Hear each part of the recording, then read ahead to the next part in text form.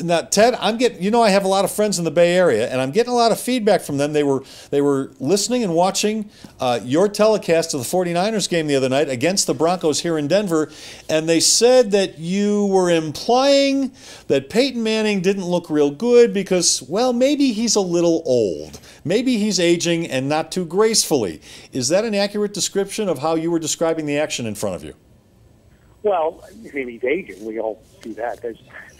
He made throws, and my partner, Tim Ryan, who's far more qualified to make this comment than I am, but I think my partner was on top of that pretty carefully, saying he made some throws that the end zone pick that Kenneth Acker had, I think, was pretty clearly one of them, that, looks like a guy who's approaching his 40th birthday. And I don't think that's any surprise, nor is it should be offensive or an insult. It's pretty much reality, and we were all taken, as we knew coming into the game we were going to see it, but we were all taken by the amount Peyton was under center and running C.J. Anderson and then the other guys. It's pretty clear that's going to be the way the Broncos are going to try to play this year. With that defense, by the way, they're going to be okay. Ted, you're my personal hero already because I'm the one knucklehead in this town that was convinced at the end of last season that Peyton Manning was old. Not hurt, old. And here's the way I want to ask it is, sometimes we're too close to an athlete, whether it's, and not we're too close, we love him, just we see him too often, whether it's the athlete in our backyard or the athlete in your backyard. And is there and sometimes you tend to believe the company line. Yeah, that 1,000-mile view can, or maybe you telling us an inconvenient truth that we need to hear here. Yeah. No, that's absolutely valid. That's a valid point to me that would apply, by the way, to the team I cover, the 49ers, Colin Kaepernick. The perception of Kaepernick around the country, I think, is greatly different than a lot of us close because we watched him win 3 road playoff games, to win an NFC championship game on the road, to come within 5 yards of winning a Super Bowl, and the perception outside doesn't match that. So I think that's absolutely valid. Again, just we really have seen this because we played the Broncos. The 49ers have played the Broncos in the preseason or regular season every year since Peyton has been there. That his arm isn't in the same.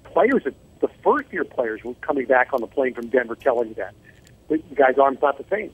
Now he makes up for that wildly in other ways.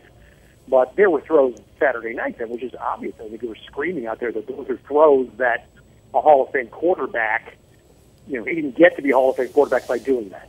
And balls that were floating, balls that were just not where they were supposed to be. So it's pretty clear, I think, that the Broncos have, at least my view from the outside, that the Broncos have decided that they're not going to win with Peyton throwing 600 passes this year. They're going to try to do this a much different way.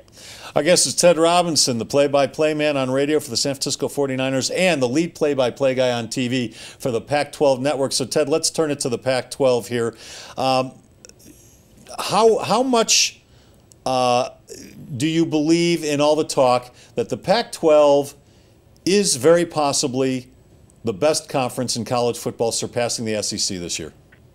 Well, I thought it was last year, so I subscribe. And, this is a great debate, and there's valid arguments on both sides. But I thought so last year, and to me it's rooted in quarterback play and coaching. And I think that's been the huge leap the Pac-12 has made the last 4 to 5 years, is the investment, the financial investment created largely by television that the schools have turned around and used heavily for football. And enticing coaches, coaches like Rich Rodriguez, Jim Mora. I think, the hope will be that Sonny Dykes can get Cal kick-started this year with a really good quarterback. Mike Leach is another guy that his school spent a ton of money for. So far, they've had 0 return, but, of course, they're still hopeful in Pullman that Leach will finally deliver something there. Todd Graham's done a great job at ASU, and trust me, we here in the Bay Area know Mike McIntyre. We've watched what he did at San Jose State. We know he's a good coach. Now, I hope that he can get CU into the conversation. The hard part is that division, and that's the other answer, Les, is the great argument this year is even more specific to which is the toughest division in college football, the Pac-12 South or the SEC West. In the Pac-12 South, you've got 5 really good teams. And, of course, that's the CU challenge, is how do they find a way to get themselves in and be competitive with that group. Two things. I guess we just assume now, or I assume now, that Oregon's going to be there each and every year. Should I have any concern that they'll find a proper replacement for Mariota? Yeah, how much of a drop-off, if any? Yeah. And second, the second question I want you to answer is related to what you just said. Is the Pac-12 South so tough? Is it possible that it's too tough for a team to come out of that division and have a real shot at the 14 playoff at the end of the year? Yeah, that the second one is a very valid concern, because you also, of course, not only have to survive the division, but then you have to win the conference championship game. And just look what, Arizona had a tremendous year last year, and they won every close game they played. They were just tremendous, and then they got to the championship game, and they had no match for an Oregon team that really had one big game to win, and that was Stanford. And they took care of Stanford, and they won the North pretty easily. So, yes, I'd say that's a very valid question. Back to the first one, Oregon is, to me, in a 180 position from where they were last year at this time. Last year they had Mariota, who was proven, but nobody knew how good the freshman running back, Lawrence Freeman, was going to be. And their wide receivers were a complete question mark. Well, it turned out Freeman was real good. The receivers developed enough, and Oregon has a tremendous year. Total opposite now. You know the running backs. You know the receivers. Their receivers are very good. The unknown's the quarterback. And, they have a proven system guy in Jeff Lockey, who I think a lot of the players believe in. And I was there for the spring game this year at Oregon. I worked that, and he looked very good. They're comfortable in their system. The new guy's coming in is a complete unknown. No one has seen him. He has barely been working with Oregon football. He has to play this weekend because it's his old school that Oregon's playing, Eastern Washington.